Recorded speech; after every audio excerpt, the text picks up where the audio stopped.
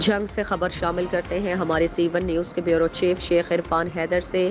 کل جنگ کے بازار کے حوالہ میں لگنے والی آگ کی وجہ سے وابڈہ کی بحالی کا کام صبح سے شروع ہے۔ آج بھی آدھی سے زائد مارکیٹ بند۔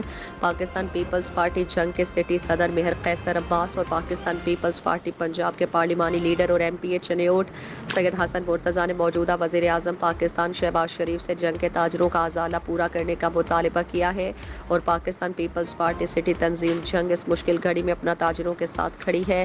جنگ کے بازار کے حوالہ میں کل افطاری سے قبل ٹرانسفارمر کے شارٹ سرکٹ کے باعث آگ بھڑک اٹھی، جس سے 14 دکانیں مکمل طور پر جل کر راکھ ہو گئی۔ آگ اتنی خطرناک ثابت ہوئی کہ 15 دکانوں پر موجود کروڑوں روپے مالیت کا سامان جل کر راکھ ہو گیا۔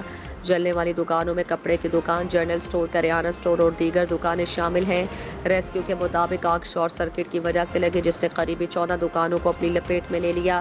ریسکیو کو اطلاع ملی، جو کہ کچھ منٹ کے بعد جائے وقوع پر پہنچ گئی اور آگ بجھانے کا کام شروع کیا۔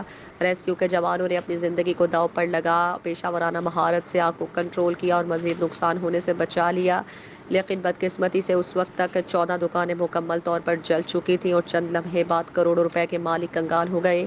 ذرائع کے مطابق جنگ کے مین بازاروں میں ایسے کئی بڑے حادثات ہو چکے اور اب تک اربوں روپے مالیت کا نقصان آگ لگنے کی وجہ سے ہو چکا۔